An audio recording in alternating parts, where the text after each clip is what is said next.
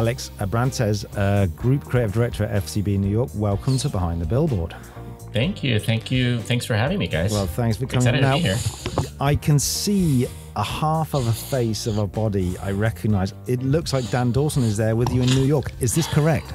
This is correct. Hello, Ooh. Hugh. Hey, Dan. How are you? All right, buddy. So, did you miss the flight? Yeah, thanks, guys. Me and John missed the flight. We missed the hotel. We missed fucking the bar and everything. Wait, so cancel the presidential suite? Yeah, I mean, that's fine. We filled it up. It's fine. Okay. We filled the spot. So you two are going to be fine. So for our listeners, just to know, this is a first for the pod. Obviously, we're going to talk about all your firsts in a minute, Alex. But this is a first for me and Dan because we've never been this far apart whilst recording. So I reckon conservatively, 3,000 miles apart? 3,000 miles. Mate. But it feels like you're right here, which is nice. And honestly, you'll be back soon, won't you? I think the distance does us good every now and again here.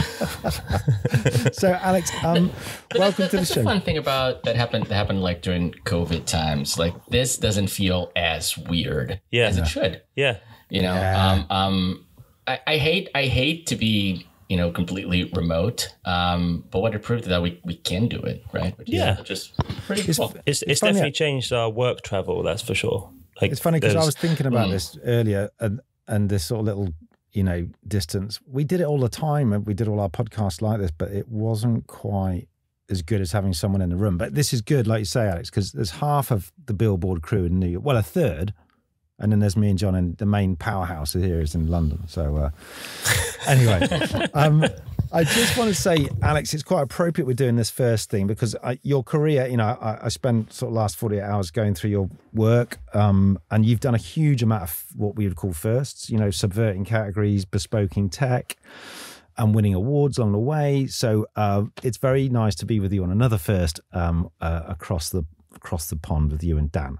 So the first thing is... I'm honored. This is fun. Yeah. Well, we're honored as well. I think it's going to be great. So we just want to ask, we always ask our guests, first of all, what are you up to at the moment? Tell us the projects you're doing at FCB. Anything exciting?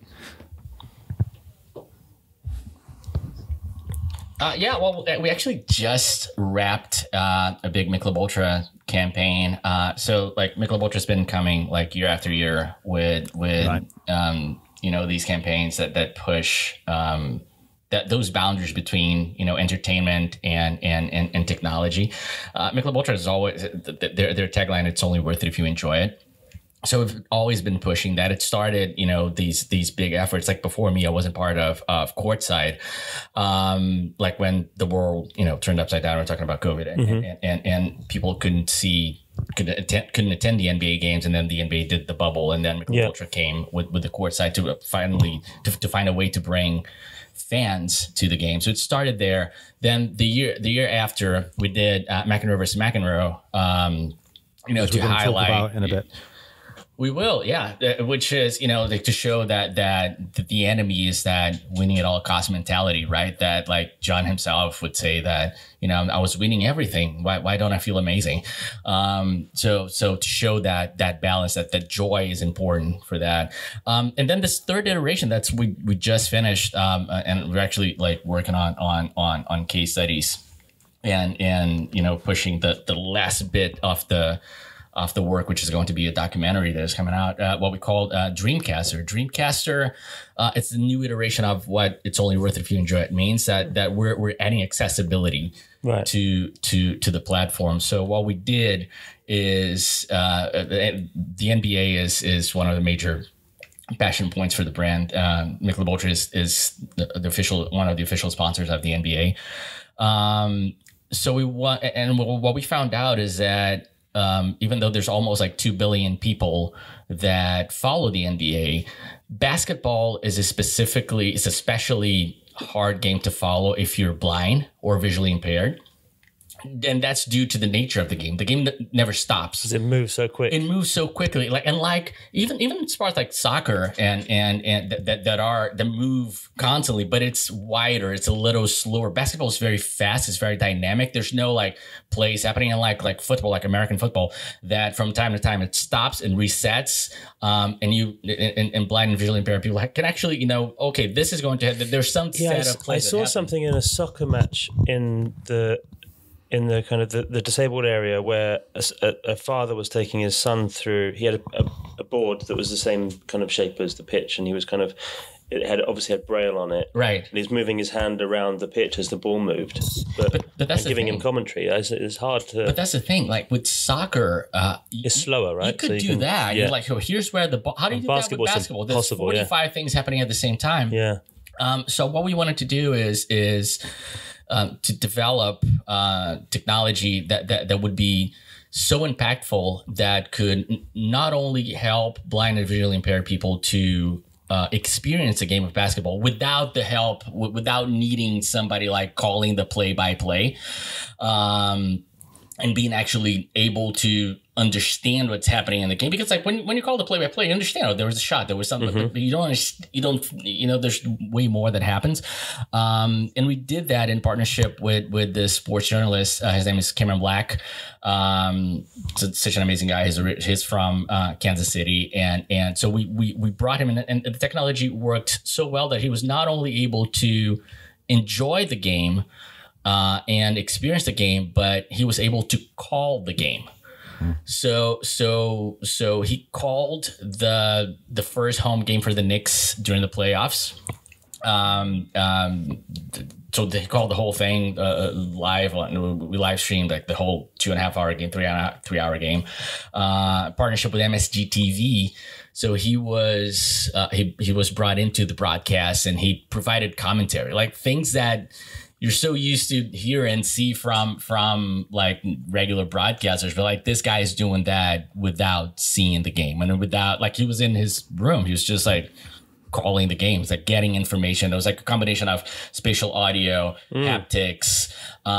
He was able to like control the where the sounds were coming from. He would like, it felt like he was like placed in the center of the court, and then depending on how he moved, he would like move around. And there was like a whole new language of sounds and haptics that he had to learn and understand. That plus like, he can read Braille, but the Braille would just give to him, kind of like to broadcasters, it gives him like a subtitle. No, not even that. It gave him like stats. Okay. So kind of like broadcasters have that little sheet, you know, that they said, oh, like, this guy has been shooting 49% free throws, et cetera, et cetera. So he had that. That's what was in his hands. Wow. And everything else was like sensorial.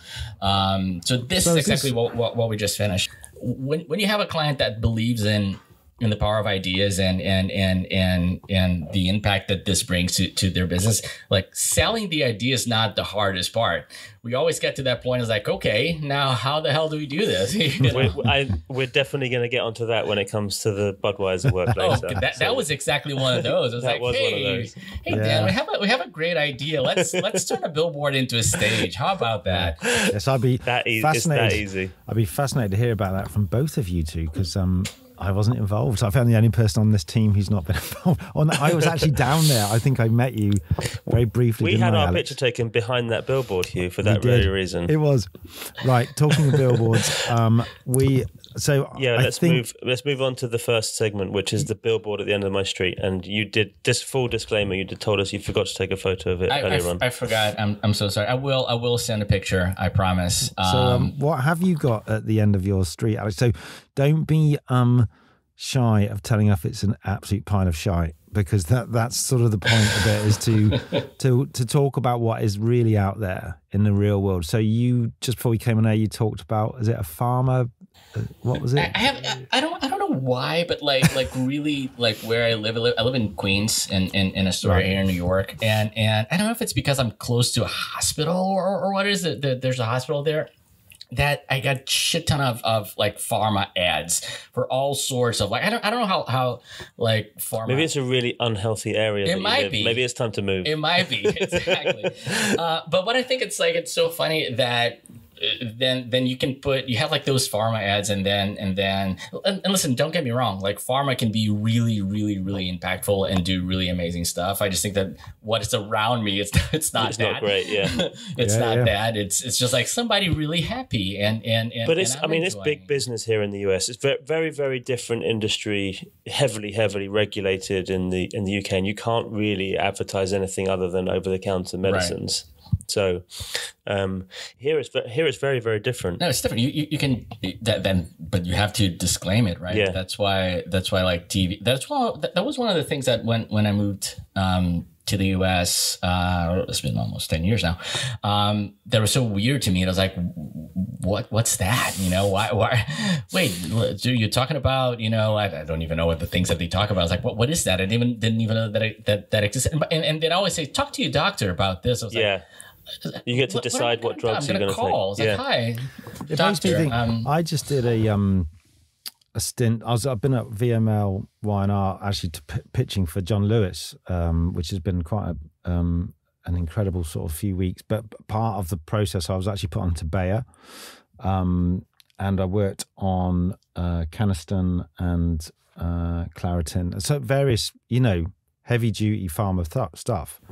Right. But it was really good. I mean, you know, John Lewis is really obviously fascinating, brilliant product to work on, the same as Waitrose, but like, and you go, oh, all right, pharma, what's that like? You know, and on the surface it doesn't, but then once you dig into it, and we were working with a European team to, you know, create fame, create products, you know, do activations. So it's actually, by the end of it, I actually really liked it. And it's it's a massive thing, pharma, isn't it now? It's growth for creatives. But yeah, absolutely. Listen, I think that we can all agree that we're past that phase that, pharma, it's not fun. I'm just like specifically talking about the horrible piece of ad in the street. Tell us what you saw. You can like, it's very impactful. You can actually make a change, and that's what I think it's pretty cool about what we do, advertising in general, but like non-traditional types of advertising that can generate like an impact that you're just not expecting, you know, and you can, you know, sometimes like change culture or make a serious impact to one or a million people, you know, and pharma ads do that. Do you ever do that thing, Alex? Because, you know, just thinking about the work that's out there, you know, as opposed to the work we see at the shows, or we see stuff that's fed to these wonderful Instagram feeds where it's all been, you know, beautifully put together. Because I quite often look at stuff and it's just horrible because you can't let it go. Like a bus side will go past and I'll say to my wife, that is a shit headline, or why did they use 6 words? It could have been 3. It's just like a disease. Do you get that walking around Manhattan? You see stuff and you go, oh, what are you doing? Well, everywhere, I guess, right? I think that we have at FCB the 4, 5, 6 scale. What's that? Tell me that. So the 4, 5, 6 scale is 4 is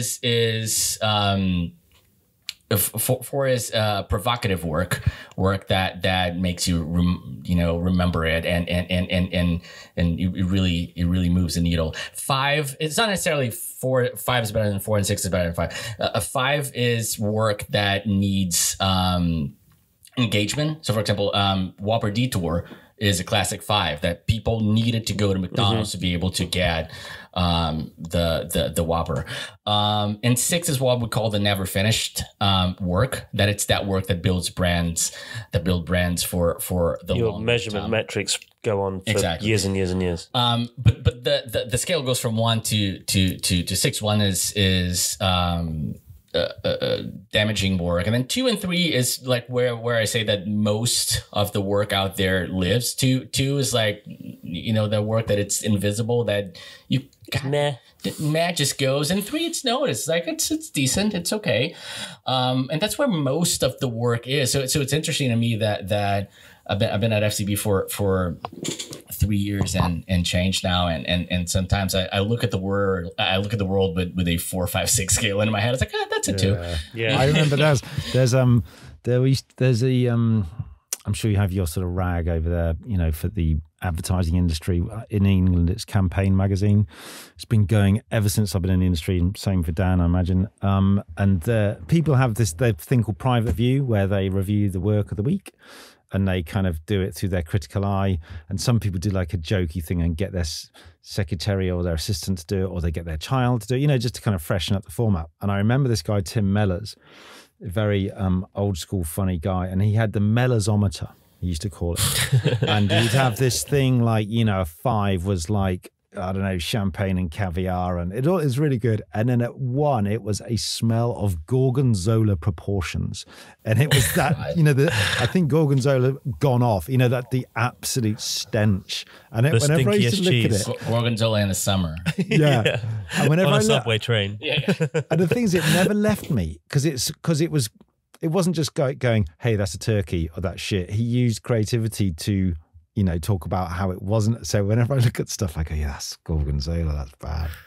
But it's funny. But going back to what I was saying about how much of the work out there is forgettable in certain ways. It's interesting, and that's why I really like what you guys do and like not necessarily traditional advertising. Yeah. You still use out-of-home advertising, but like in a very creative way and in a very impactful and way. It could be a one-off, could be a stunt, could be something immersive that happens on a single site. Yeah. I remember like when I was starting in advertising that I remember like this class that I had that was like, oh, you can only use nine words. Was that? Oh yeah, the rules of advertising. I was like, is that it? That's the most boring thing in the world, And but I think we're getting to this age of outdoor advertising, the stuff that we've done together, but also the stuff that you're seeing out there that's winning awards and is doing well at the award shows, is where they're using out of home as part of an omni-channel presence, and it may be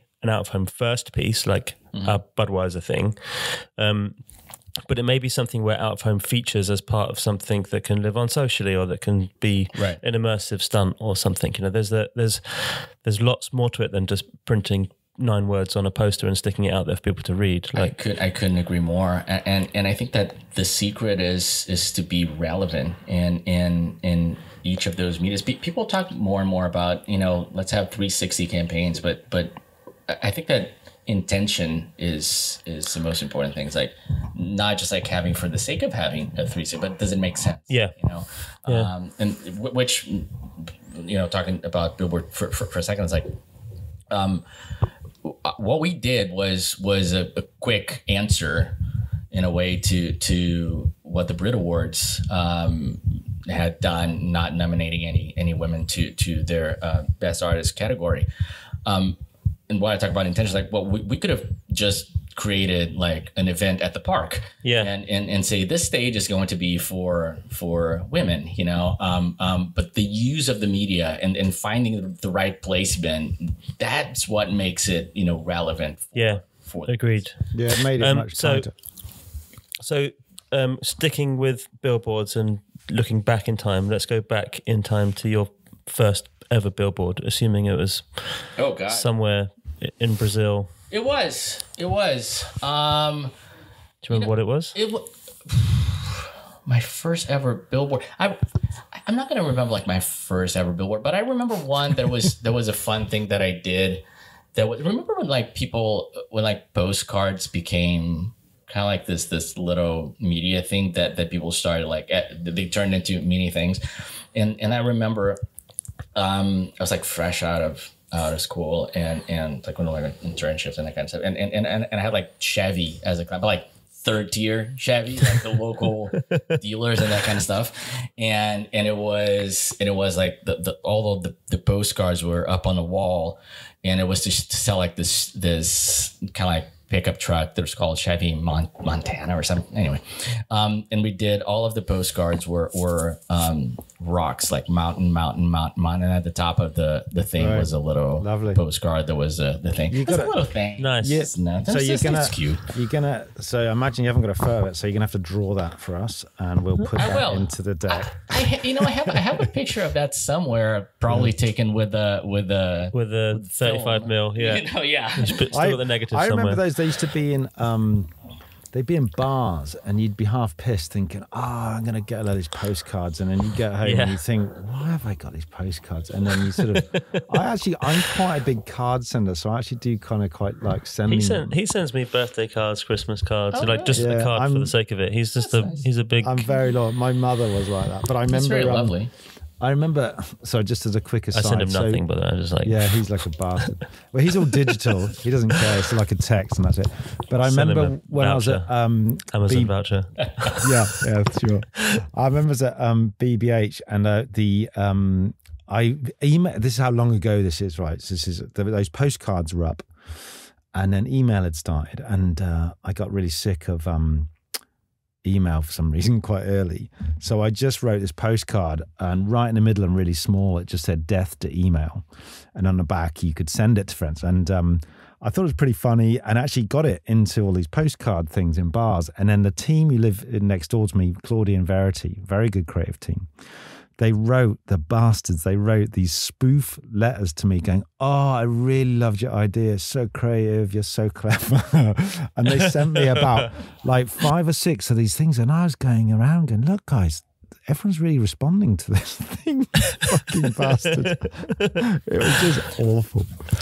But it's interesting to think how far it's come, right? Like, and how much it's changed. Like I'm originally a writer, so I'm a sucker for like good headlines, and there's this one headline that I remember like going to like coming out of college and going to like my first like small ad agency job in Rio, and I would drive on the bus past this billboard that I would see every day. That was for like a life insurance company, that the line, I remember to this day, that it's perfect for you who likes to read while driving.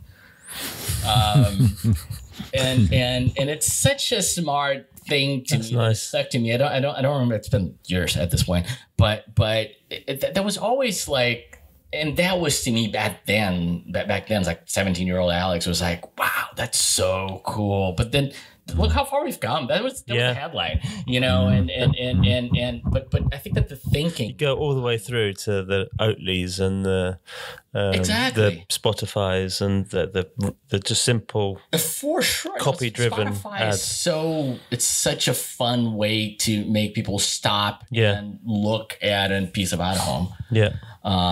We did a song for every CMO. Yeah. That was not an out-of-home campaign per se, but it was like off of, you know, Spotify does the Spotify Wrapped, which is amazing. It's basically everybody, you know, in the end of the year, just like, all right, let me see what I've been doing, and let me be slightly ashamed. Quite disturbing. Yeah, the one I get, we can just quickly do this. So I have a lot of like soul music I like and that, but there's this real redneck comedian from America I listen to all the time, and it's my most listened to. It's a guy called Jim Gaffigan, and he's just this great big nerd. And my kids just despaired when they found that was my most listened to. Are you telling me your most listened to Spotify tracks are not behind the Billboard podcast, Hugh? Is that what you just said? There's a huge chasm. Yeah, I thought you listened to yourself back on a weekly basis just to boost our numbers. Never. Okay, what were your two numbers? What were the top of your two piles? Can you remember? Well, I'm Apple Music, so I don't count. Wow. Yeah. Wow. Sorry. Tosser. At the moment, it's Zach Bryan, though, who again he's a bit of a redneck country singer from Oklahoma. So that's what I'm listening to right now. What about you, Alex? What was yours? I'm a ridiculously, like, unashamedly pop guy. Oh yeah. So I hear a lot of like bit of Taylor Swift. Miley Cyrus. Yeah, I know it. You heard it here first. I say that I have to be in touch with the Gen Z.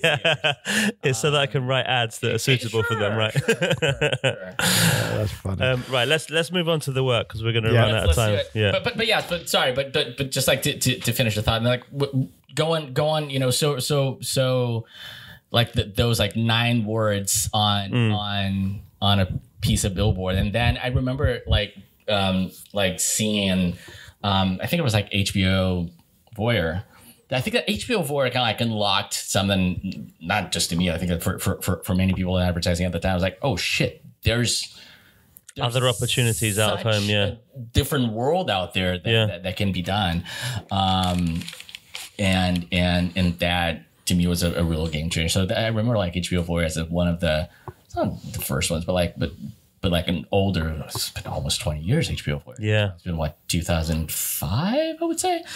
But yeah, so that you go from a very traditional words on a poster to this kind of. And it is amazing how much our industry has been pushed forward with that in mind. I think it's whether there's more spaces available or whether it's just a shift in the creative teams as well, because thinking non-traditionally, not being confined by the bounds of a billboard, or thinking beyond the medium that you're initially thinking about. How can we push this? How can we get column inches and PR and people involved in it and immersed in it is interesting. Yeah, that's a good thing. I always, when I'm working on a job, trying to think, well, what will the press release say that's sticky?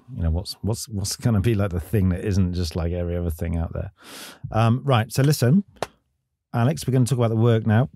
We've picked 4 campaigns of yours, all absolute belters. The first will be Arno mixers. Then we're going to talk about McEnroe versus McEnroe for Michelob. Mike's lemonade, or Mike's hard lemonade, I need to say. Mike's hard disclaimer, because yep. this is lemonade with vodka in, kids.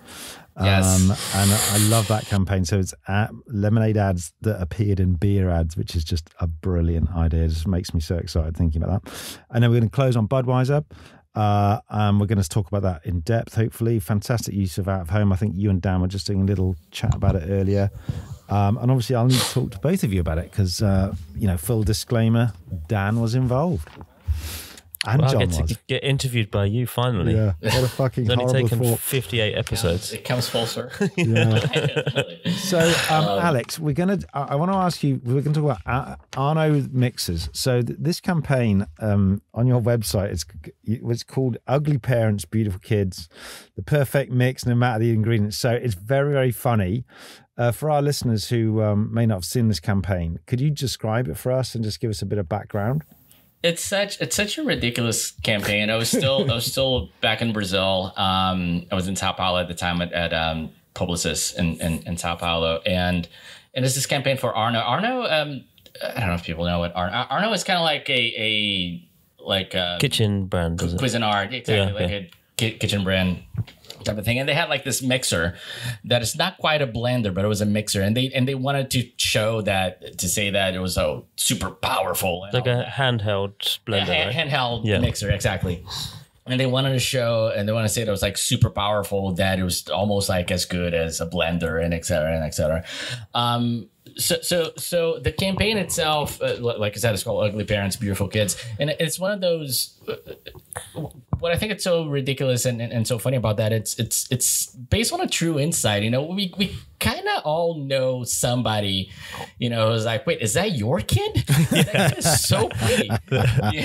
He must have got his mother's eyes, or he looks so much like his mother, not you. Yeah.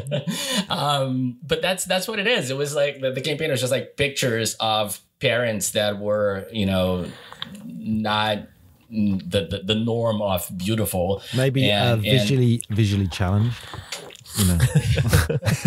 What was it? But yeah, like parents that were not what society and the fashion world would call them beautiful in ads, that not your traditional models that would be in an ad exactly with kids that are just gorgeous, and the line was the perfect mix no matter the ingredients. Yeah, that's good. So we had like a few examples. It was like a poster campaign for Arno back in the day, 2012. If I'm not wrong. What I love about it, it's they could have gone on about the power and the speed and all that, but you got this brilliant, strategic thought. No matter what you got there, it's going to turn out great. But I love the execution. It's so surprising. Did you do more edgy ones? Were there others, or was this as far as they would let you go? Because it has a nice balance. Because if you go too, being too mean, it becomes like caricature and silly. I think you've just kept them on that side of reality, haven't you? I think that the idea itself was already ridiculous, that you don't have to force it. And just like finding those, you didn't need the extreme versions. You don't need to do that. So And did it win awards at the shows? Or?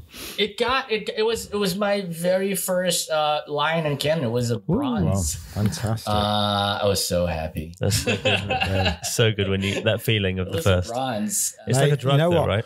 You get it's like a drug. Oh yeah. You got the bronze. That's Alex. If you leave the bronze out in the sunshine, they turn gold. So you're fine. Right. That's what I've done of all mine. They have some identity crisis. They're lions. At the office we have some lions hanging around, and the gold ones start to look like bronze. The silver start to get black. I was like, what's happening here? So just while you were at Publicis in Sao Paulo. Publicis in Sao Paulo. And were you working as part of a team? Did you have a creative partner? My team partner, Rodrigo Panucci. He's at Wunderman Thompson today here in New York. We're both in New York. We've been partners for years, like on and off, in Brazil and in New York. Before I came to FCB, we were partners at Publicis here in Sao Paulo, here in New York. With Andy Bird was there? Andy Bird. Well, we talked about him when you were in London. I know. Hugh and Birdie are big friends. They had a good chat when Man United played Newcastle in the cup final recently. I just can't understand Andy, but it's not me. None of us do. I remember when Andy arrived at Publicis and I had like left Brazil a couple of years earlier, so I was like, oh shit, I can't understand my CCO. It's going to be a problem. And then the first week he came to talk to the whole agency and he said that the first thing that he noticed is that nobody understands him. And I was so happy with it. I was like, well, I'm not the only one. That's great. I knew Andy from, even before I got into BBH, because before that I was trying to do a campaign with my partner at the time, and Andy was this brilliant typographer, mate of ours we kind of knew. And so I've known literally my entire career, I've known Birdie, and we've gone through many phases, but they've kind of stayed the same in that he slags me off because I'm a Manchester United fan. He's a Geordie. He rightly accuses me of being an armchair guy. I just sit in my armchair and I never go to the games. Although this is the best irony. I went to the cup final where United beat his team, Newcastle, and he was so fucking angry. Well, he flew over for it, didn't he? Yeah. He flew over from New York to the cup final. And then he said, if I see you, Todd, I'm going to fucking kill you. And stuff like that, that kind of level of friendship. And then he actually said, as Dan, why the fuck has Dan not been in touch? He's fucking dead to me. So Dan, I suggest you get. We better call him. Maybe invite him out tonight for a pint, Alex. Let's do it. Yeah. I do not love it. Oh, I love Andy. Yeah. No, joking aside. I was supposed to be here before, and I bounced him off. I said, I'm not coming. He's a great man, and he's a great talent, and we're ridiculously talented. Yeah, ridiculously talented. I knew his work, before knowing him. Like Fuck the Poor is just like so iconic. It's about home if you think about it. Yeah. We talked about that. It was so iconic at the time that to me it was like. We had to do two because when we had him on, we did like two parts. We did half kind of BBH, Levi's, and all the kind of when Birdie's more like typographer, art director, and then we did a sort of second phase, which was when Birdie was creative directing Publicis London, and that. So we had a really good session with Andy. That was we should do him again actually. Yeah, actually, really to the new listeners, they should go back and listen to both of those. But we're gonna push on and focus on your work. So, having moved from Sao Paulo, you came straight up here to New York with your creative partner. New York, yeah. I was at Publicis Sao Paulo, and then I moved to Publicis New York. I was here for. You did a very nice campaign. Sorry, Jen. We can't include it because you very strictly said it wasn't out of home, but a very sweet campaign for Cadillac, which we liked about, style is nothing without control, which I thought was really cool. We might include that anyway on the feed just because it was cool. And I imagine that's where you knew Birdie mostly during your time in New York, Publicis, right? Well, yeah. I met Andy here in New York. So I had just arrived like the year before, and then he was still in London, when we won Cadillac and he came to become CCO in New York. with a piece of business. I really didn't touch Cadillac that much. I helped a little bit on the pitch and like punctual one thing or two afterwards, but the work was just like beautiful. And then when did you move over here to FCB? 2020, in the middle of the pandemic. In the middle of COVID. In the middle of COVID, I started from home. I started from home. It was so weird. I knew Gabriel Schmidt, who was our CCO. He who just left to be global CCO at Gray. But yeah, so I knew Gabriel from before, and we had a conversation, like an early conversation. I said, listen, I think that there's an opportunity here, like a position here for you that I think it might be interesting. Let's talk a little bit more.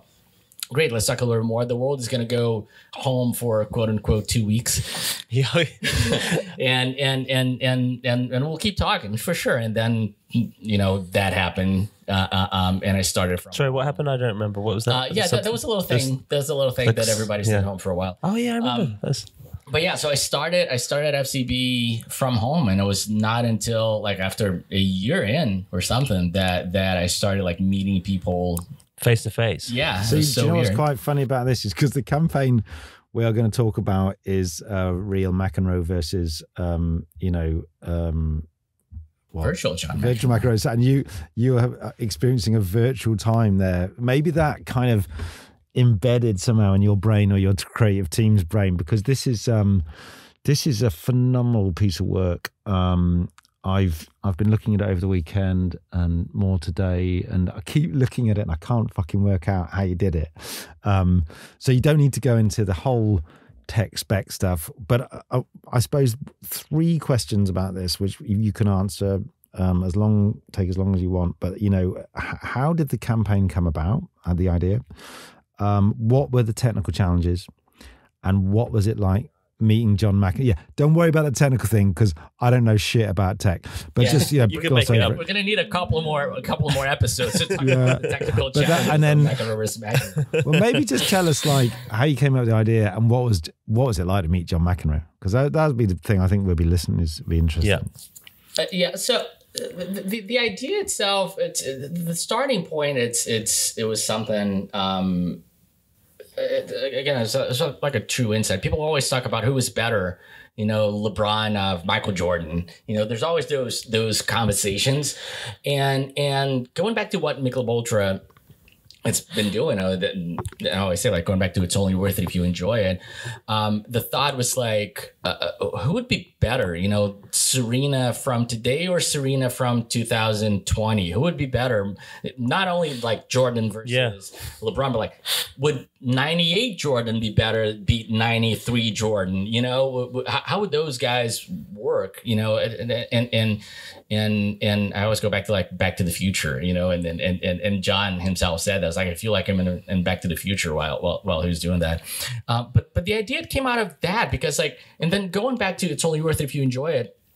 John he was number 1 in the world for he up to this day he holds the best record of a tennis player in one season, like percentage wise. I think. Oh, what win percentage? It was something like 82-2 or something. Right. Like okay. That. I don't remember exactly the numbers, but like the percentage of wins that he had in one season. Up to this day, he holds that title. But John was this grumpy guy. He was so fiery, but he did that not complex point between genius and crazy. Exactly, and it's funny because when you think about it, I was like, well, what is a brand that talks about enjoyment want to do with the guy who clearly didn't enjoy himself? And that to us was quite the reason why we wanted to do with John, because he was the right guy for this. It couldn't be just like anyone else. It had to be John McEnroe because, and going back to what I was saying earlier, like John himself says, we had a whole like interview with him and he says, I was winning pretty much everything. Why am I not feeling amazing?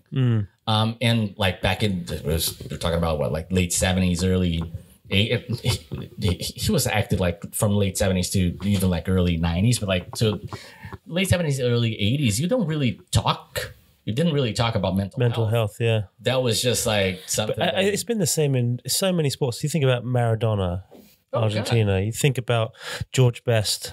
You think about Ronnie O'Sullivan and snooker, which not as big here, but you have those kind of those athletes that are top of their game. Exactly, and they seem to be in self-destruct. Because it's the winning at all cost mentality. That's what John was talking about. And that's what McEnroe vs. McEnroe is all about. It's about, showing that it's important to enjoy it. It's important that winning at all cost mentality is taking a toll.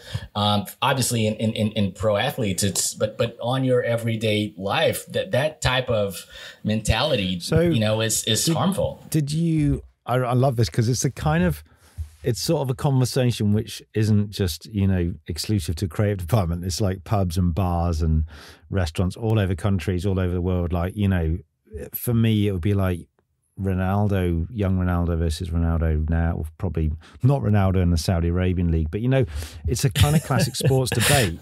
So you're kicking it around and then one of you or bunch of you have probably gone, well, let's fucking do it. Is that like, this is it? Was this what we're going to take to Michelob, this idea? And then was that the die? Was it the set then?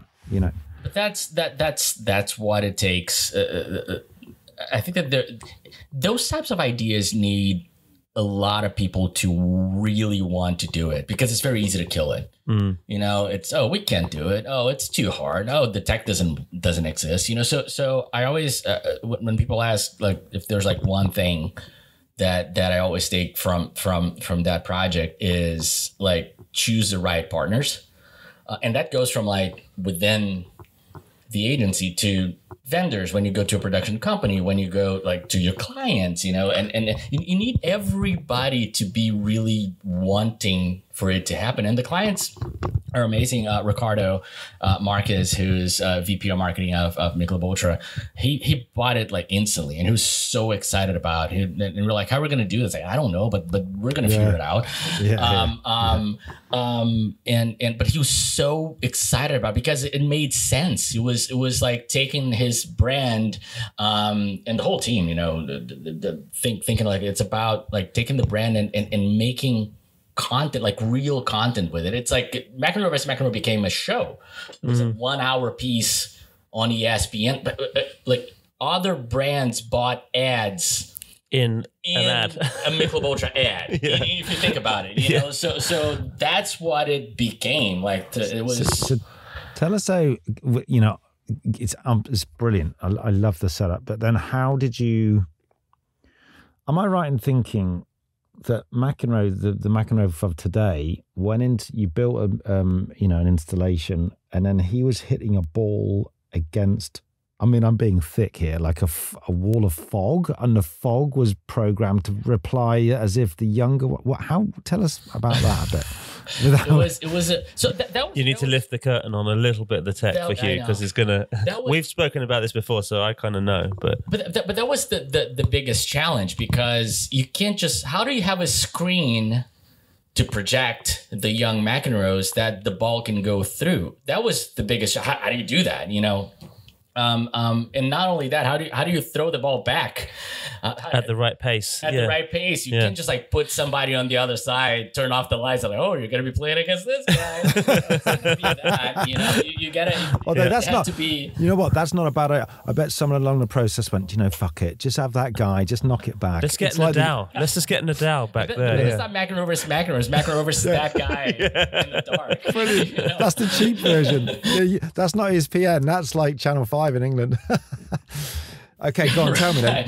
Tell us, Alex, how did it do? So the way that happened is the fog screen, and there were like a bunch of iterations that throughout the process, so many talented people worked on it, and a few of the ways that they brought in. One was like having a water projection, like a projection on water. But that would make like the ball get wet, and then the whole single-use balls only. How does and that would, like, when you're talking about like precision sports, that thing changes slightly the trajectory of the ball, that changes the game, and then that doesn't really work. So they got to the point where the fog screen was the solution, and it worked really well. But for that to happen, that meant that we needed to have full control of the environment. So we needed a fully closed space where it can just like, that's why we did in a closed space and not like at Arthur Ashe. For example, we couldn't just like, we couldn't have wind. So the projection could stay, so the fog screen could stay still and the projection could be there. So John could see, the other player could see him younger self. So the way that it did, so the projection would be perfect for John's point of view. So we had people, like real people, like fans watching live while it happened. We had to like make it a show, so we had to like cut it and fit it into a 1 hour segment that we had on ESPN, but like it happened live. And that's why we only had people behind him on the stand. If you see so they could see the player.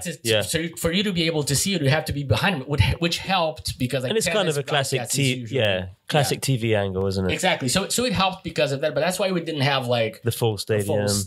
It did, because if you were wouldn't see anything sideways, you don't see it. And behind the fog screen, there were 4 like robotic arms. Everything is like powered by data and Unreal Engine. So Unreal Engine would control those robots. So the craziest thing, and that was the trickiest. That was the trickiest part. From all of the tricky parts, like you had to make the robots. So the other side, it's crazy. Now I'm geeking out here, but like the other side of the court would be like divided in X amount of quadrants. So depending on which quadrant that the ball is going to hit, the robot would go back there. And then we analyzed like every single match in John's career. It's like over 1,000 matches. And then you have to train the AI to respond how McEnroe would respond. Exactly. So the AI would find the right type of like play that McEnroe would do from that angle. It's like, there was something that he would hit here 63% of times. He would hit this. And is it also understanding where current day McEnroe is on the court at the other end, so that it would respond? So if he's there, he's going to push it. It's real time. It's real time data. That's where it's coming from. So and it needed to. So it needed, and not only like that, but not only just hit a ball, but the way that to win the point. But no, but also like the style. Is it a slice? Okay. So it had a style on itself. In addition to that, it needed to perfectly synchronize with the projection. So because McEnroe he can't see the robots behind the screen. He could only see, but from his point of view, he sees darkness and the rest of the court and the other McEnroe. Exactly. Wow. We had like UV painted court, so he would see the rest of the court. He would see the other player, and you know what's the craziest thing? After a minute or two, your brain just like forgets that thing that it's a projection. You just see another player over there, and he would just see the other player. So if the player, let's say the avatar, would swing the racket and the ball doesn't come, that would throw out John's game. It was like, or vice versa, or if the ball came before the thing, and that takes us to the next question that you were saying, that what was it like to talk to John and work with John? By the way, he was amazing, except for the one moment that the tech wasn't really working on rehearsal day.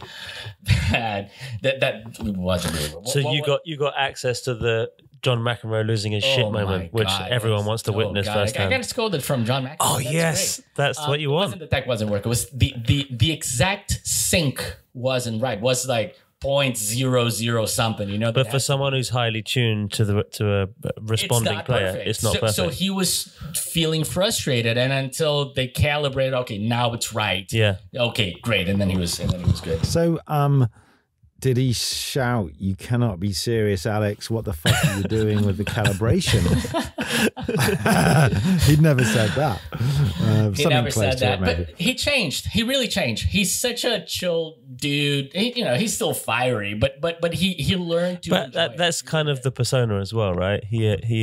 I'm sure he does this. He covers for on BBC when Wimbledon's on, right? And he almost plays a caricature of himself because he knows it's what the public want to see. He gets worked up about something that's right. You think, okay, but it's okay to be fiery. Yeah, of course. You cannot just be that. You know. Do you know what, guys? Because me and my missus, football's my main sport, but tennis is a close second in our house, and we love Murray, and we followed McEnroe when we were kids. I was a bit more of a Bjorg man myself, but and then we read Andre Agassi's biography. Oh my God. And it seems to be a bit like you guys touched upon earlier, that it is, it's so painful being an elite sportsman. But if you're in a team, it's maybe less stressful and mental health, anxieties. But if it's you, like a golfer or a tennis player, it seems to be particularly difficult to enjoy it. You know what I mean? Like if you look at McEnroe when he's going through his stuff. So it's quite an interesting, it's a real, what I love hearing about this and how it uses outdoor and, that kind of world that we're in, me and Dan. But it's also, there's a truth, because, I work in advertising, there's a real truth to this campaign, which is, it's only worth it. Because at the beginning of this whole meeting I was thinking, how the fuck is Michelob? What? McEnroe? It might be just one of those cool things, and Michelob stuck their badge on it, right? And then you look at it and you go, It's only worth it if you enjoy it. And then hearing you talk about it, no wonder your client went, fuck, this is it. Because he sort of didn't enjoy it, did he? And now he does enjoy it. It's a perfect... exactly. That's why it's the intention that I always come back. It's not just like doing non-conventional pieces of communication or advertising for the sake of it. Yeah. It has to ladder up to the strategy. It needs to deliver on the brand purpose, and that's why it's so perfect for Michelob Ultra. It's brilliant, mate. So, but and going back, like you said, it's a piece of outdoor. Like it was a whole special build. Yeah, right? We had to bring that court, going back to needing full control of the environment. We had to build the court from scratch for it to actually make work. So we needed to have people watching it live. We don't want anyone to be like, oh, this didn't happen. No, we wanted people there. Yeah, go watch this witness thing. Be the audience, exactly. Be the consumer. Yeah. And then like the details, like the court itself was painted to mimic like the types of courts in the 80s, so he was really to feel that he was really playing those guys. Nice. I love those little craft details as well. We talked about that on like I said, I can geek out. but listen, I'm just telling the story, like, so like I said, choose your partners. If when we're doing those kinds of things and segueing into Billboard almost, when you're doing something that's going to happen for the first time, it's not that you're not planning for it, but there will be moments. It's not a matter of if, it's a matter of when you will find a problem that you weren't planning for, simply because it never happened before. So, avoid the catastrophes is definitely the motto of that, isn't it? So that's why I always say, like, choose your partners, because those moments will come, and it's a matter of, are you going to find partners that will be like pointing fingers, or are you going to find partners like, okay, we have this, how do we fix it? How do we do it? How do we make it happen? Yeah. It's like a friend of mine worked on, I don't know, is a planner, John Steele, very good planner. We worked on Vodafone, and we talked about Honda and how they talked about difficult is exciting. And I like that kind of thought. It's for some clients, and like you said, if you just got the wrong people, they'll just look at the floor, or they'll try and get, some guys on the other side. If it was easy, everyone would do it, right? That's the thing. So I think this is a really good seg into Mike's Hard Lemonade, not just Mike's Lemonade, Mike's Hard Lemonade. And it's another campaign, which is kind of a bit of a first and a kind of bit of a kind of like, how the fuck are we going to do that? Because if I'm right in saying, world. Where you're in South America, where everyone drinks beer, and you're trying to sell Mike's Hard Lemonade, and so to sort of distill it down to its most basic thing, from what I'm understanding, is you basically tried to put Mike's Lemonade ads into beer ads. Is that correct? Is that what you did for this campaign? That's exactly it. And like we're here like with Chloe Bayhack. She's a writer for FCB New York. That she also she one of the brains behind Billboard. Hi everyone. And Chloe is also part of Mike's in a Beer World. That it's exactly that. It's like well, we have the global account for the global Mike's account here at FCB New York, and they had this campaign that they were basically launching Mike's in Brazil. Mike's is super known in the US and is it big in England? No, not really. No.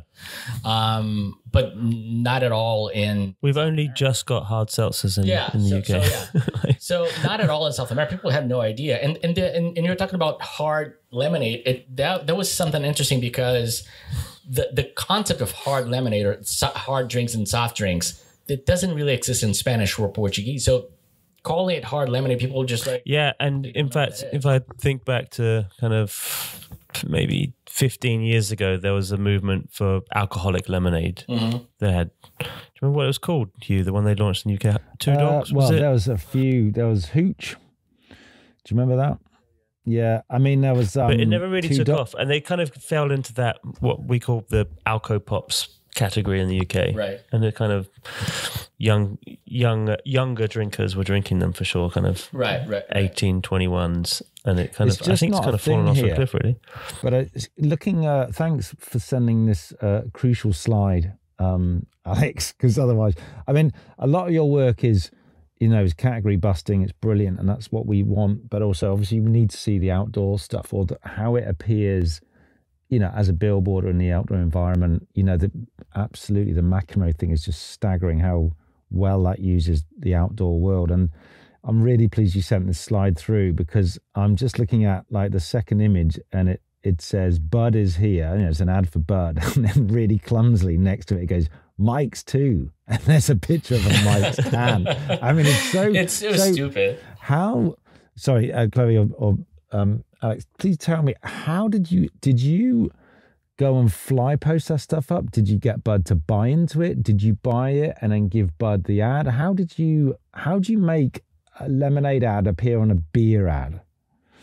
It's so the thing is, and I always say that this is such a fun campaign to work on, but such a pain in the ass to make it happen, because it all ladders up to the strategy, right? So going back to like South America, people like beer consumption it's something ridiculous, like 600% higher than any other drink combined. It was something like that. It's ridiculous. And Mike's is like this tiny little brand, even within the ABI world, Anheuser-Busch InBev world, trying to get into this market.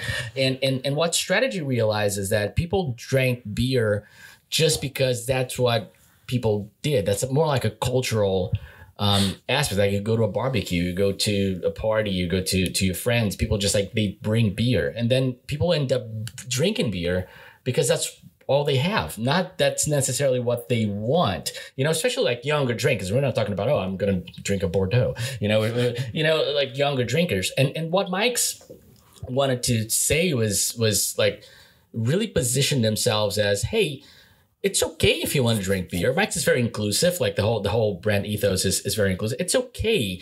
But if you don't want it, hey, we're lemonade vodka. We're sweet. We're easy to drink. We don't really try too hard, So you don't have to try too hard to drink a drink that you don't want to. So that's pretty much it. So we didn't go after beer drinkers. We tagged along. So we were not after, and that's why beer brands accepted us to do it, because they realized that we were not after their target audience. We're after the friend who's with them that is forced to drink beer, that he's not buying the beer, but he's going to drink the beer just because it's there. But then that person can actually drink something else and still come to the party, and then everybody else is together, So then for the campaign, you have to write a whole load of custom ads depending on the alternative to beer that you're writing. Exactly. So our media plan in a way was the beer media plan. So the line was wherever beer goes, mics can go too,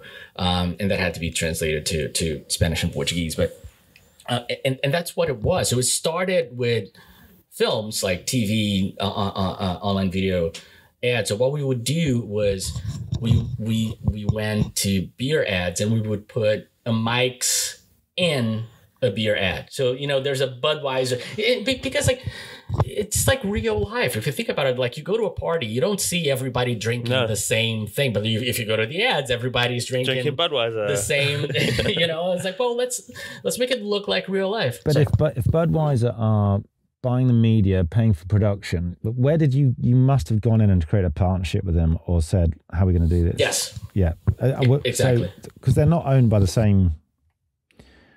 They are. They're all AB and Bev, right? They are. They are AB and Bev. Oh shit, that's amazing. America. Shit, that's so amazing. That's the thing. Wow, perfect. But that makes. But the tricky part is that, in theory, it makes things a little easier, but not really. Like I always say, the brand manager for Budweiser, when you're hijacking his ad, is going, well, think about it. I'm paying for this ad. Think about it. You're or even like all the late one of those ads that it needs a lot of people to really want to make it happen for it to happen, because it's very easy for someone along the way to say, nah, But think about it. You're So how did you?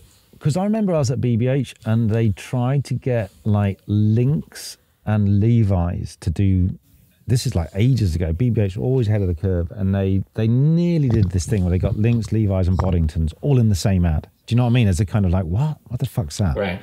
So this is another one of your what the fuck moments. Sorry to keep going back to the posters particularly, but Bud is here, and then there's the mics thing there. So did you? Was that, because it's really interesting, because the creativity is so much in the strategy and the positioning, that it's, that's what's so clever about it. But then there must have been a really difficult conversation at some point where someone went, what? And then they bought the idea, because there's a third of that ad is Budweiser, and then there's a mics, and there's a thing called BBC Cotinian. Yeah, it's Bogota Beer Company. So not the BBC they're used to. No. So how did you broker that deal? Because that's the thing I'm most interested in. So we had, like I said, we have Mike's Global, right? So we had to go to the individual markets and talk to the local brands. So we'd have to go to Colombia, we'd have to go to Brazil, we'd have to go to Peru, Argentina, and so on, and talk to those brands. Like, hi, nice to meet you. We have this idea that we think that it's going to be good for everybody. So we actually needed to show these guys that, one, we're not after beer drinkers, that the buzz that the campaign would gain would be beneficial for everybody. And it was. In the end of the day, Mike's helped sell beer, in addition to obviously us, but it also helped sell beer. There was like there's a number of something like the return for the ad spend that beer had with the campaign was something like 56% higher than the usual the return that they get for the ads. It was really hard to get the first one to do it. Was that took a lot of convincing, even within ABI. So that's what I say, that you got to have a client, you got to have a company that really believes in those types of ideas. And it's one of the campaigns that only ABI could do. But then there was not one formula. Answering your question, there was not one way of doing this. So like in Colombia, we would get they would give 20% of the billboard for us, for example, and somewhere else would have a bus stop that, listen, we already have a bus stop, how do we do that? Or maybe we just like add like a sticker to it, hey, we're here too, as if it looks like it's been guerrilla. Kind of like that, or we would literally buy media next to it, and have like the campaigns run back to back. The films themselves were like this. We would put mics within the beer commercials, and we would shoot our ads from their ads, right? Okay, like from a different point of view. Nice. And we would run the commercials back to back, so you would have like the Bud ad that would run, and then right after. Nice. Ad that's saying, really nice. This Budweiser ad. Did you? That's fascinating. So did you commission the same director, or did you have your own director? Because it's like a different point of view of the same ad, right? Exactly. No, we would follow beer productions. So whenever like a beer brand would go on air or go into production in one of our in one of these countries, one of these markets that we're going to, we would like follow them and they have to like to work with them. Like, hey, how do we put one mics here that's not going to be a problem for you? How do we find it? Then we have like a second unit that would go in and literally during the breaks shoot our ads, like super. That's super, fucking like, great. like, Makes me think about it's not the same, but the subversion of a break, like the Tide ad, it's Tide ad. The kind of, that's the sort of shit that just stays in my brain. The minute I read about this, when I think I saw it on your website or Dan was telling me, it's just mind-boggling. So I'm looking at this screen now, and you've even, for our listeners, you've got like packets of beer in supermarkets then with like a Mike's Lemonade sticker on, and then there's actually a sort of gift pack of some brand beer, and then there's Mike's next to it. I'm presuming you kind of did a reverse gag there where you had the Mike stuff and then you put a beer in it as a kind of joke. Put beer in it. Yeah, exactly. Exactly. We would there were like sometimes with like really grilled, they would really tape a Mike's to a 12-pack of beer. So it'd be like a special. Buy 6, get 1 free. Buy 6, get 1 free. Exactly. And the free one would be Mike's, like special packaging. And that's like, if you think about it, it's like encouraging sampling for like new markets to try this thing that you're not used to. It's a new product, But it feels quite, it feels, I feel like I know Mike's Hard Lemonade because I've seen work over the years from Tractor and people like that. It's cool. It's a little bit punk. It's a little bit challenger. So this kind of behavior is very hardwired to that brand. It feels natural. You know what I mean? Like, hey, we're Mike's. We're just going to like tag along with the 6 beers. I love it. It sort of has that infectious quality. Shit, we could talk about this for hours. It's not trying too hard. I think that the platform for Mike's globally, it's no yada yada. So it's literally we don't. There's no yada yada to it. It's like it's just a great fun campaign, and subverting your own outdoor ads. That stuff is just is good. Listen, we're definitely pushing up in time though. So to be moving on. And we want to focus on the big one, the most recent one. This billboard is yours to take. This billboard is yours to take. So Budweiser. First of all, give us the background to this idea. Where did it come from? Where was we're going to talk to Chloe as well. Chloe's here, as we said. Chloe can tell the story. Of the, let's do that. The Brit Awards. I don't know if everybody knows about the story. Sure. Well, as we know, the Brit Awards kind of came with this earth-shattering news that they were going to make a gender-neutral category for Best New Artist. When previously it was Best New Female Artist, Best New Male Artist, they thought, why don't we collapse this into one to be more inclusive to everybody? In theory, it was a great idea. It was super inclusive, but it totally backfired because all the nominees were men. And great. Right. Like, well done, guys. The sentiment was so good behind it, and it's just too bad because that's kind of what happens if we don't make space for women, if we don't make space for non-binary people. They're overlooked and they don't get the chance. So Budweiser has a global brand platform called Greatness is Yours to Take, meaning success should be yours if you have, the gusto and the willpower to take it.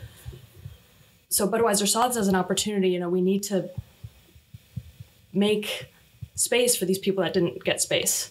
So what happened was we looked at every billboard Bud already had in London, and we found one that was perfectly centered on the weekend of the Brit Awards.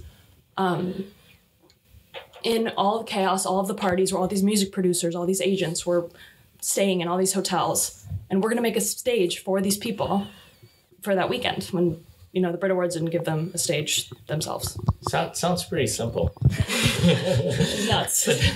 But then it's what this guy comes in, because that goes back to, I don't know, an hour ago, and I was like, Hi, Dan. Nice to meet you. We have this idea. We want to turn a billboard into a stage. The funniest thing about that is that I remember getting an email from Pim, who's, by the way, he's stayed silent in this room for all the time we've been recording. It's Pim. And it was a kind of 4-line email or something. Hey, nice to meet you. Love the podcast. And we've got this crazy idea. Have you got time to talk to us? And I replied back, yeah, sure. Thanks for the kudos and all that. And I said, I'm actually in New York next week if you want to meet up face to face. And he's like, yeah, let's do that. Right. And I was in your office. I met you guys, and I met Lex and Jay. And this is the idea. Is that possible? How that's what I always say. That the moment of how the hell do we do that? Yeah. And again, choose your partners. Like when talking to Grand Visual, the answer was never if we can do it, but how can we do it? How do we make this happen? First of all, to Chloe's point earlier, the location of the billboard.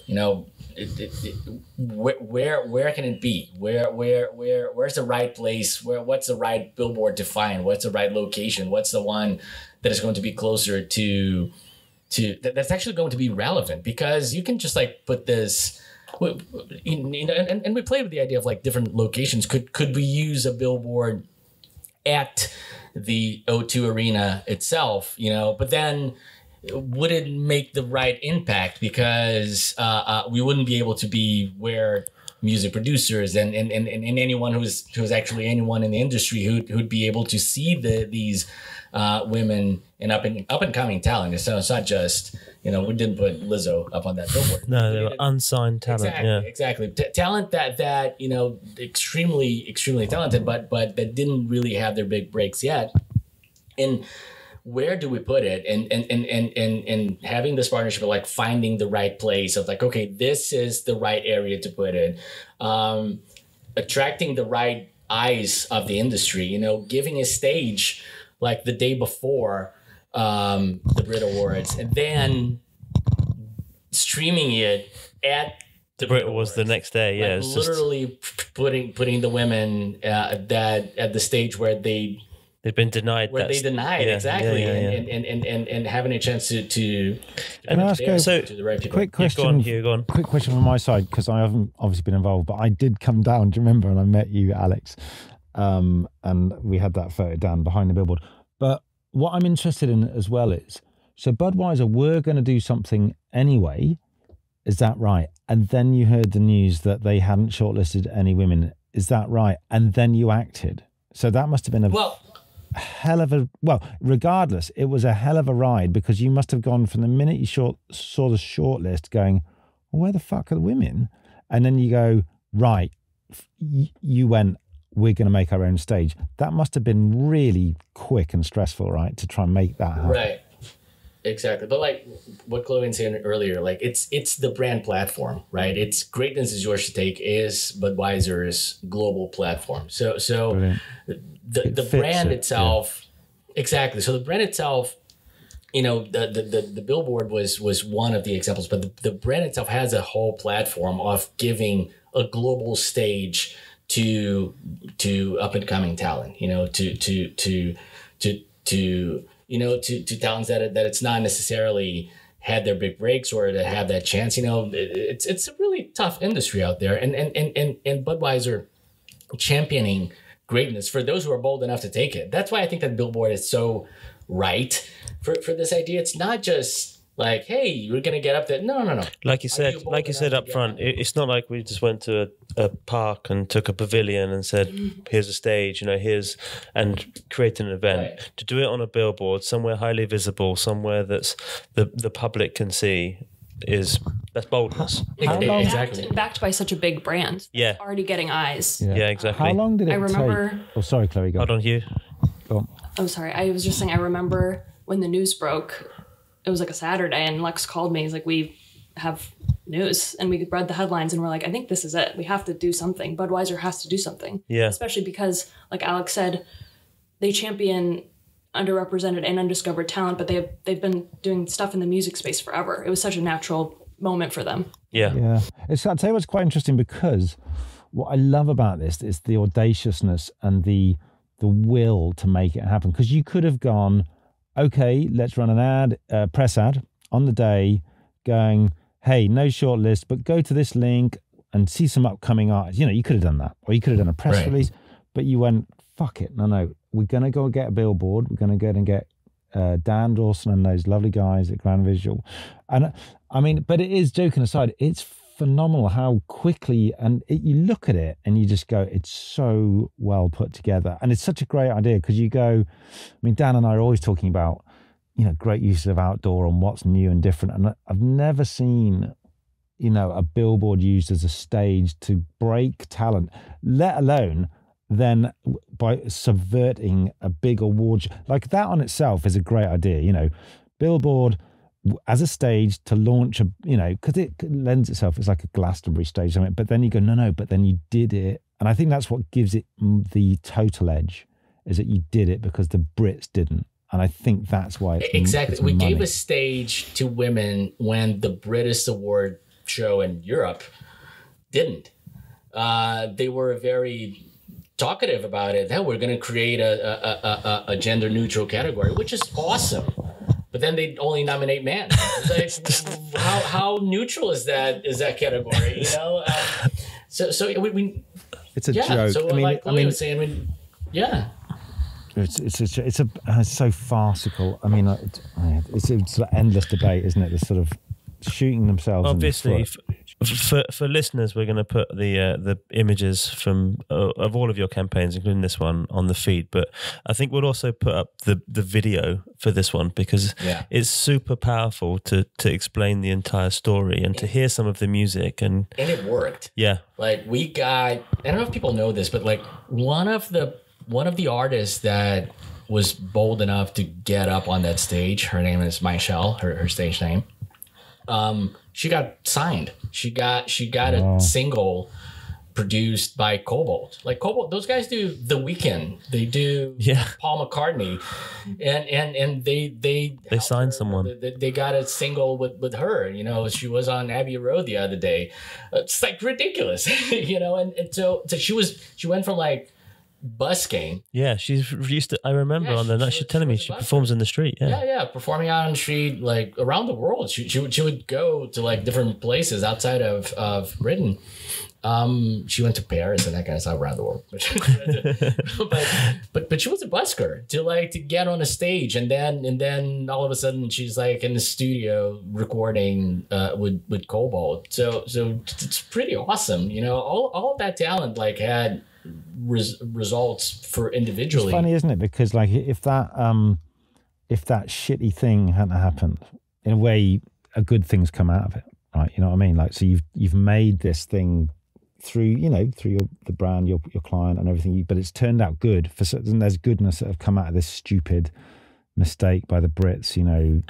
And those artists are making money as well, right? Because you also curated a playlist of all of their tracks, and all of those plays they get the royalty checks from Spotify and Apple Music. And exactly, and like I said, it's not a one-off. You know, there's a whole platform that Budweiser does to champion raising artists around the world. So this is just like a really, really impactful and really a bold idea that ladders up to the strategy, that ladders up to what the brand positioning is. It's not for why is Budweiser doing no, because it makes sense to what the brand stands for. Yeah, that's great, brilliant. Thanks. So it's a great piece of work, but it's brilliantly explained. I hope your can entry film is as clear as that, and you should be winning a lot of Lions with that. So fingers crossed. So it's shortlisted this week for one show, right? We got shortlisted this week for the one show and DNAD. And DNAD. So those are both good indicators for the summer, hopefully. I hope so. Yeah. So we are going to finish. Alex, with your favorite, I don't know how much you're prepared for this, but we always ask our guests what their favorite. That's the moment that we figure out. That's the moment that we figure out that I didn't prepare at all. Yeah, exactly. We're doing a good job of it. We can ask you both. Actually, we can ask you both for your favorite ever Billboard campaign of all time. It can be from any decade. It can be your most memorable. Ooh. Any brand, any time. I have to go back. Just to me, HBO Voyeur. Not just for what it was, but particularly to me, the inspiration that it gave you to do other things. Inspirational to be like, oh, So it just opened a whole new door and be like, oh, wow, there's a lot that can be done out in the world. It's interesting because like brands think a lot about how to advertise on the metaverse and that kind of stuff. Sure, in the virtual world, but there's a whole world out there that there's a real world that people are in. Yeah, world, some might say that there's so much opportunity to be impactful and really make a difference. I think that's what, in the end of the day, the thing that I love the most about our industry, especially out-of-home advertising, is the chance to make a dent in culture. Chloe? And Chloe? Sure. I actually have an answer for this, and it's recent work by Minute Maid. Did anyone see this? It is... The Minute Maid does orange juice. Yeah. And they have a hollowed out billboard. Oh, yeah. Did you see this? Yeah. The sunshine stick? Yeah, beautiful. It's Really nice special build. It's such a great special It's VML Kansas, right? If I'm not wrong. I believe it is. Can you share that with us, guys? Yeah, for sure. Both. Really good. I love Really that. good. And not to parallel it to the Budweiser billboard, but this billboard is smart because it's giving a moment for the sun to shine through at that right moment. Yeah. I feel like Budweiser found their right moment. Yeah. And at FCB, we want our biggest work done by the biggest brands because we're kind of capitalizing on a moment in culture that's not going to happen again. And I think the best brands do the best work at the best time. And that's what we did. So just going full circle to your 4, 5, 6 scoring mechanic. Exactly. One of the great things, and we talk about this quite a lot on the pod, that outdoor and outdoor advertising is great at, is that sense of relevancy. What's happening right now, and whether that's the sun shining through the billboard or a culturally relevant moment to an audience at the Brit Awards. Doing advertising in the real world at a relevant point resonates with audiences and they share it, whether that's socially or in conversation, and it makes something more memorable, and it kind of pricks that part of the brain that goes, I remember that Budweiser did something with music, and next time at a concert I'm going to be drinking Budweiser. It's that if that stuff happens, neuroscience, and that all starts from being relevant in an outdoor ad. And so in your 4, 5, 6, that sense of relevancy is definitely an indicator for how well a campaign should do. You need to be provocative. Yeah. You cannot just be invisible. There's so much going on out there, and then how do you break the noise? Yeah. And to me, it's always like with impactful campaigns that have an intention. That's not just like crazy for the sake of being crazy. That's great. I think great. That's a lovely perfect. tip. Yeah, because we always end on a tip, and I think those are good. I mean, not being invisible just has to be at the beginning of every creative's pad, isn't it? But you're surprised what you see. But listen, I just from my side, me and John, I just want to say thank you so much to everybody at FCB, you guys in the room there. It's been awesome hearing this. Really, really great work, guys, and just can't wait to share it with our listeners on our platform. So thank you so much. Yeah, thank you, and good luck for the awards this week, next weekend, for the summer as well. Thanks for having us, guys, and hope we can meet again and can.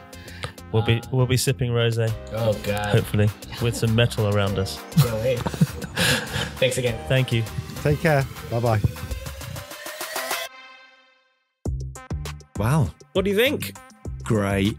Did it work? Did the tech work? Did you Just had a slight about, delay a couple of times, did you? Yeah, and I don't know if you noticed, I was putting my hand up, but you just sort of blanked me the whole time. I just felt like a bit of a prick, to be honest, waving. Oh, I just thought you needed the toilet. I was like, just go, man. Actually, and also you were holding the microphone and sort of, you kept sort of half looking at me, which was reassuring, but then you kept leaning your body to Alex. Oh, and so thinking, Alex was sat on my left and Chloe was sat opposite, so... Oh, it's great, that Chloe thing, bringing her in and getting like more of a team vibe. I mean, we don't want to have too many voices because it kind of throws it, but that was but for really that good campaign, way to... actually, I remember sitting on calls with them at Silly O'Clock. There were a number of people involved in it from the FCB side, and there's a big shout to Pim, who's the producer on the FCB side for all of his hard work and working with us and the team. But across the board, there's Lex and Jay, who are a phenomenal creative team who worked very closely with us, and all the way up, you know, to the very top. There's lots of eyes on this campaign as you would imagine for such a big client as AB InBev. So it's amazing to do. You know, creatives rarely get the chance to do great creative ideas on great big clients. You know, quite often they're on sort of smaller stuff, you know, charity stuff you can get away. So to do it on the brand like Budweiser is, I think that's really important for award season as well. As we look forward into what's going to happen this summer, you know, do your best creative work on your biggest accounts. Yeah. So, you know, it's very, very hard. But I think that the onus, not the onus, but it's always.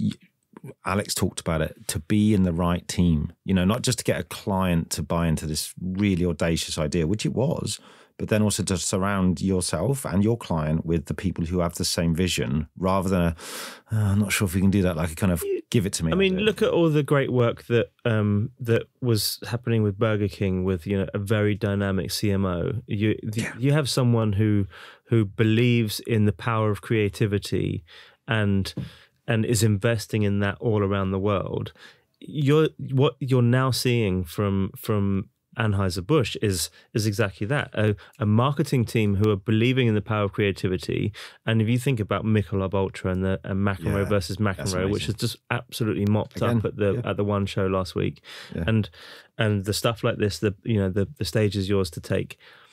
They are obviously investing in creativity across the board, across their brands, to make sure that they are seen to be doing stuff that's out of the ordinary. Yeah, and you just made me think we should do a Burger King special. We should try and get that guy on. Get Fernando. That would be brilliant. Anyway, look, we've rabbited on. Thank you for coming. Well, not coming back. You're still over there. Hey, come back? It's nearly beer o'clock for you. It's still breakfast time for me. So yeah, me and John are going to duck off. You enjoy your breakfast, and I'll see you when you get back. I'll see ya. Bye.